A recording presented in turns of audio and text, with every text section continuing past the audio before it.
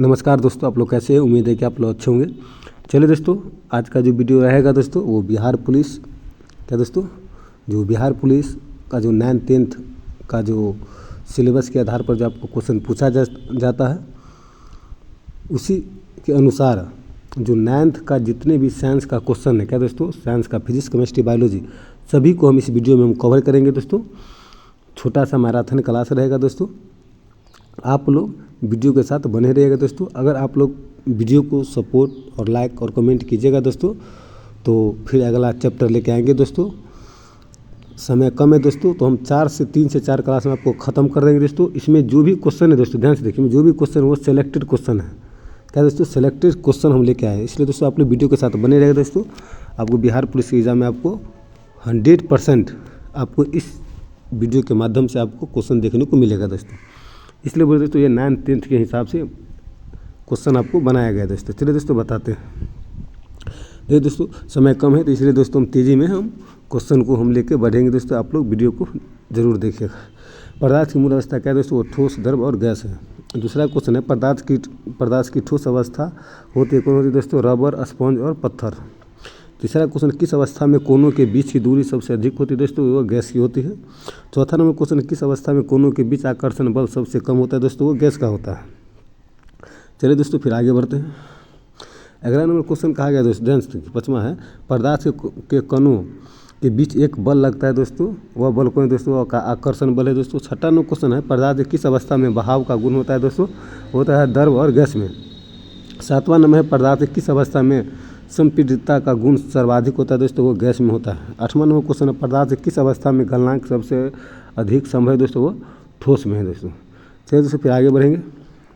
9वां number question कहा गया है, ठोस को द्रव बदलने की प्रक्रिया क्या कहलाती है? वो गलन कहलाती है। 10वां नंबर, द्रव से गैस बदलने की प्रक्रिया कहलाती है दोस्तों, वो वाष्पीकरण कहलाती है।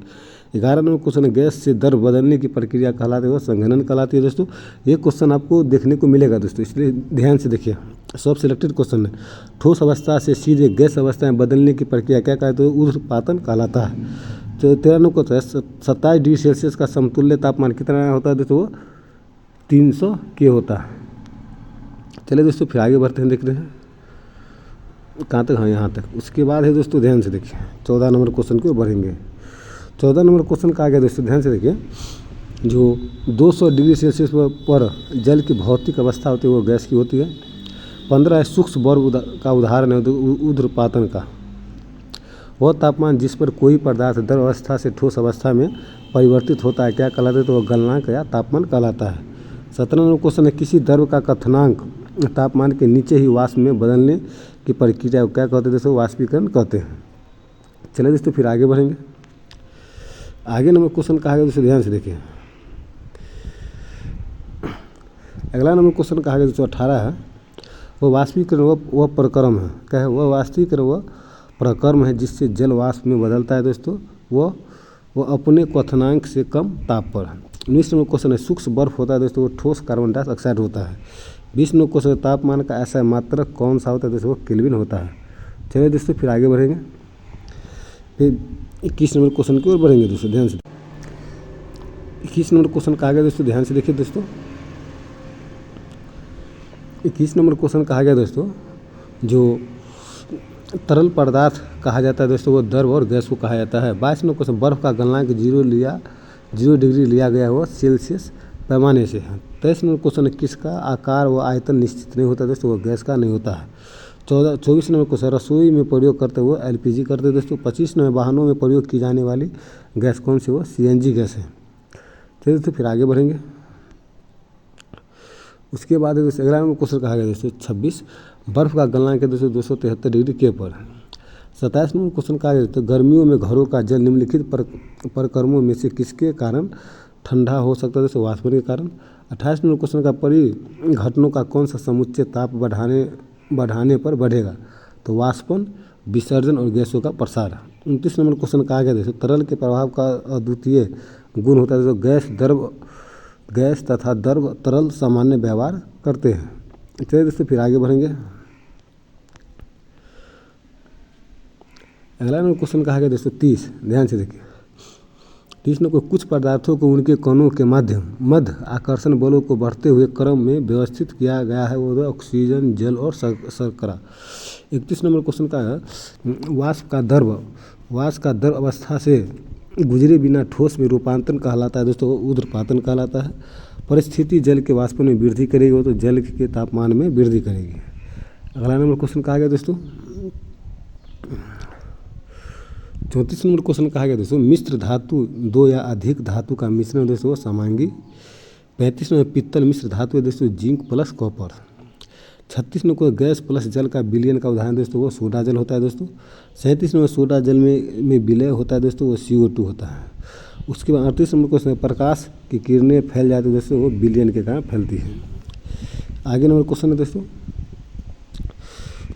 39 नंबर क्वेश्चन क्या है दोस्तों जो प्रकाश की किरणें का विलयन से फैलना क्या कहलाता है तो वो टिंडल का प्रभाव कहलाता है दोस्तों। चलिए दोस्तों फिर आगे बढ़ते हैं। 39 नंबर क्वेश्चन कहा गया दोस्तों ध्यान से देखिए। 40 नंबर द्रव प्लस गैस का कोलाइड्स को कहते हैं दोस्तों, एरोसिल को कहते हैं दोस्तों। पहला 41 नंबर क्वेश्चन है इमल्सन का उदाहरण दोस्तों दूध का है। 42 नंबर क्वेश्चन नमक तथा अमोनिया क्लोराइड के मिश्रण को किस विधि से अलग कर सकते दोस्तों वो ऊर्ध्वपातन से करते हैं। 43 में पृथक्करण की विधि नहीं है दोस्तों वो घोलना पृथक्करण की विधि नहीं है दोस्तों। चलिए दोस्तों फिर आगे है 44 नंबर है वायु में उपस्थित गैसों को किस विधि द्वारा पृथक कर सकते दोस्तों प्रभाजी द्वारा। 45 परमाणु सिद्धांत के प्रस्तुतकर्ता के रूप में जाना जाता है दोस्तों जॉन डाल्टन को जाना जाता है। 46 किसमें न्यूटन अनुपस्थित होता है दोस्तों हाइड्रोजन में होता है दोस्तों। चैडविक में किसकी खोज की न्यूट्रॉन की खोज की है दोस्तों। 48 में परमाणु के केंद्रक में क्या होते हैं दोस्तों वो प्रोटॉन तथा न्यूट्रॉन होते हैं दोस्तों। फिर आगे बढ़ेंगे दोस्तों। अगला नंबर क्वेश्चन कहा गया दोस्तों जो प्रोटॉन की खोज का श्रेय किसे दिया जाता है दोस्तों रदरफोर्ड को दिया जाता है। 50 नंबर एक्स किरण की खोज किसके द्वारा दिया जाता है वो रोटएंटजन को माना जाता है। 51 नंबर क्वेश्चन सामान्य परमाणु क्रमांक एवं भिन्न परमाणु भार वाले परमाणु कहलाते हैं दोस्तों समस्थानिक कहते हैं। सबसे अधिक वेदन क्षमता किसमें होती है दोस्तों वो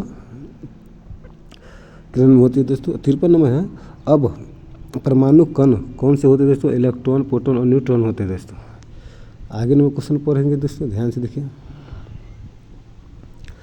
उसके बाद दोस्तों 54 किसने बताया था कि परमाणु अविभाज्य होते हैं दोस्तों वो डाल्टन।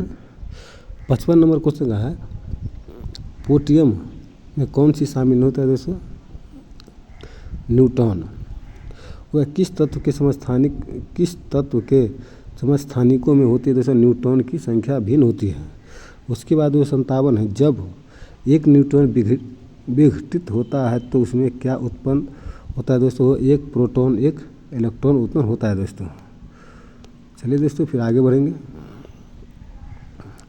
उसके बाद है दोस्तों 58 में कि P32 का प्रयोग किसके उपचार में किया जाता है दोस्तों ल्यूकेमिया में किया जाता है। 59 नंबर है मृदा किस प्रकृति के है दोस्तों वो समांगिक है। उसके बाद आ गया दोस्तों परमाणु एवं अणु चैप्टर। 60 है तो यौगिक जल में हाइड्रोजन एवं ऑक्सीजन का अनुपात कितना होता है तो 1:8 होता है। अमोनिया का सूत्र क्या होता है दोस्तों चलिए दोस्तों देखते हैं।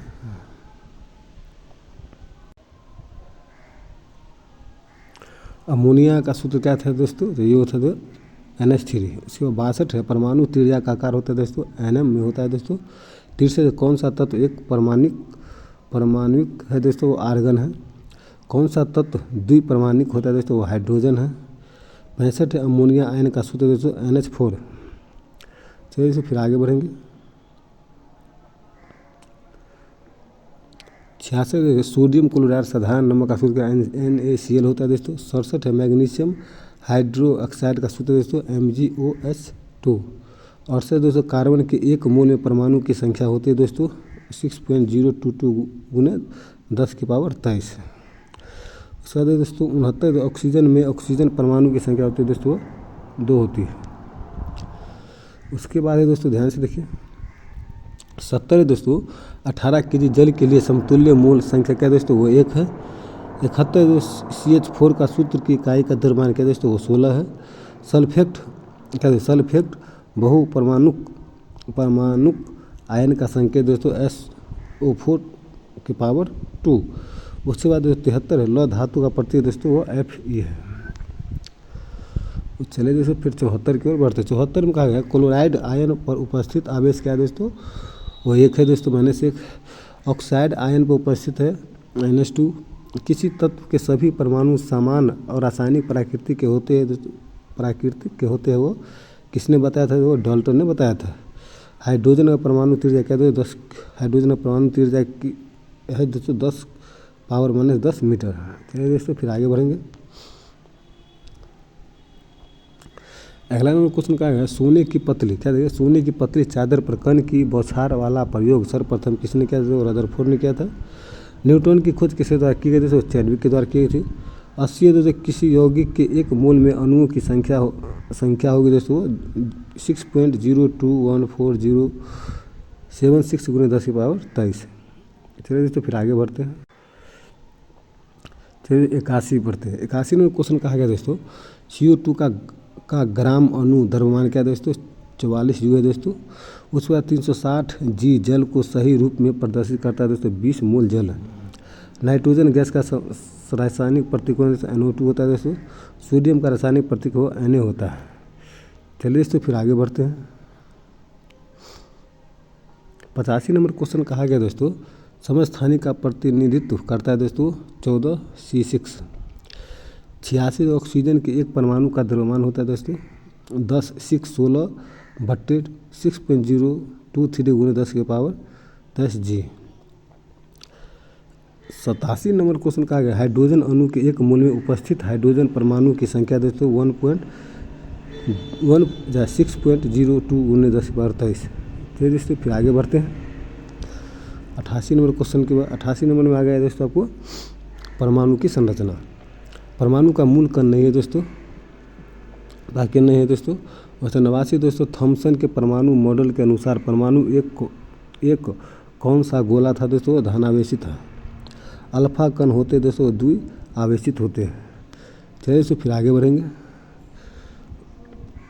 अगला नंबर क्वेश्चन कहा गया दोस्तों ध्यान से देखिए। अगला नंबर क्वेश्चन है L कक्षा में कुल इलेक्ट्रॉनों की संख्या हो सकती है दोस्तों वो 4 है। कौन सा कक्ष में केंद्रक में सबसे नज़दीक होता है दोस्तों, वो K है। कौन सा कक्ष में केंद्रक सबसे दूर है दोस्तों, वो N है। 94 M कक्ष में अधिकतम इलेक्ट्रॉन की संख्या होगी दोस्तों 18 होगी। उसके बाद 281 किस तत्व का इलेक्ट्रॉनिक विन्यास है दोस्तों, वो Na होता है। चलिए दोस्तों फिर आगे